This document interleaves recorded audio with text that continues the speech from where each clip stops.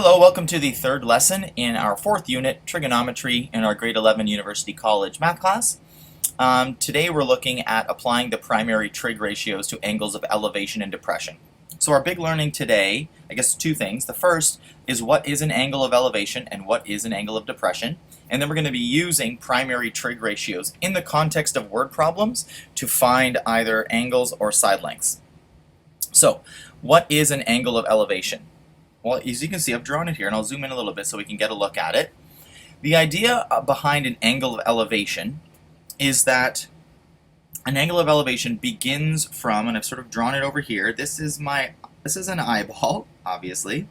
This is an eyeball, and your line of sight, looking up to something that's higher than you. In this case, in my drawing, it's sort of a little tree. The angle of elevation is the angle you go from horizontal to up. So I want to make sure we got that down. It's horizontal and then up.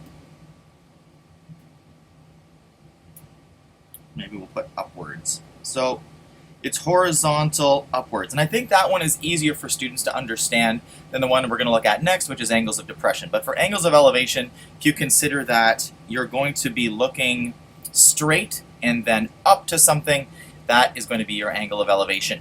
Now there's a couple of things that we can assume when we're working with questions like this. The first, and you can see it over here, is that we have an assumed right angle with whatever it is that we're looking up to. However it connects to the ground, this is a safe assumption to make, this 90-degree angle. So that is an assumption that we're going to be making when we're working with questions like this. So without further ado, let's look at an example. First example is Benson is playing his rock harmonica before an adoring crowd. From a height of 1.7 meters, his sightline forms an angle of elevation of 43 degrees to the nearest spotlight. If the distance directly from his eye to the spotlight is 12.3 meters, how high is the spotlight above the ground? So, first off, I've done a little bit of a drawing here. You're welcome to make your own version of this on your paper or in your notes. And we've been given some particular pieces of information. The first piece of information that we've been given is that Benson's eye is 1.7 meters above the ground. I also want to point out that, as I said above, there is a perceived right angle triangle here, and that's a totally safe assumption to make. And I've already got the x on there. What we're looking for is the distance from, well, actually we're looking for this whole distance right here. We're looking for this piece here.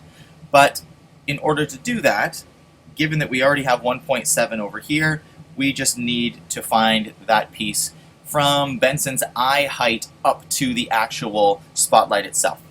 So what else have we been given in the question? The question says we have an angle of elevation from his eye that goes 43 degrees up to the light. So there's our 43 degrees. Now it makes sense for us. I'm going to color this in and make this my reference angle. The last piece of information that we're given is that his spotlight, the distance from his eye to the spotlight is 12.3 meters. So I'm going to be putting that on there as well. 12.3 meters. And what we're looking for, of course, is the x that I've already got drawn on here. So what I like to do once I have a drawing like this in place is I like to look at sort of like what I call like a little shout-out triangle. So this triangle that we've made, where we're going to be doing all the action, I like to copy it again over here and just sort of fill it in. So I'm going to fill in the stuff that we know. That was 43 degrees, this was 12.3 meters, and this was the piece over here that we were after. So given that this is like the decontextualized triangle, now we can use our primary trig ratios to figure out what the length of side x will be. And that starts by selecting our reference angle. So here's my reference angle at 43 degrees. And I'm going to label all three sides of this triangle from my reference angle. So as a little bit of practice, if you want, you can pause the video here and then fill in the opposite, adjacent, and hypotenuse sides, or label them, I guess, and then come on back and see if you've done it correctly. So go ahead and pause now, fill this back in, and then come see how you did. Hopefully you've just come back. So over here we have our hypotenuse, and over here we have our opposite, and over here we have our adjacent. So the way that I figure out which trig ratio to use, and this is sort of a helpful strategy, again, if you've kind of got it under control, there's no need to employ this strategy, but I think it's helpful, is to actually write out so, ka, toa over here. And then I like to look at the side that I've been given. So what side in this triangle has a value that I already know? Well, I know the hypotenuse is 12.3, so that means that I'm not going to be using the tangent ratio for this question. The side that I want is the opposite side, which means that I've got the opposite, sorry, I want the opposite, I have the hypotenuse. It means that the sine ratio is the one I want to use. You're welcome to employ this. You don't have to if you can just sort of do all that in your head, but again, better safe than sorry, I think.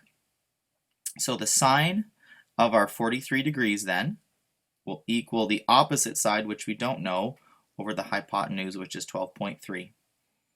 Now, coming on the heels of lesson number 2, this is pretty straightforward. Sine 43 degrees is a number. We're not going to calculate it, but it's a number, and we can get to the actual calculations here by cross-multiplying. So we end up with x equals 12.3 times the sine of 43 degrees. What's nice is my variable is already isolated, so I'm just going to type this thing into my calculator. So we've got 12.3 times the sine of 43 degrees, and that's going to equal 8.4 meters, approximately.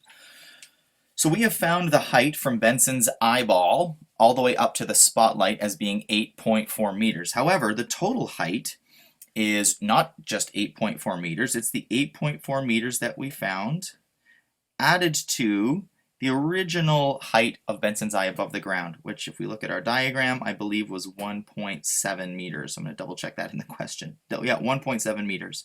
So when I add these two values here together, I have my 8.4, I add my 1.7, and that's going to give me 10.1. So the answer to the question is the height of the spotlight above the ground is 10.1 meters.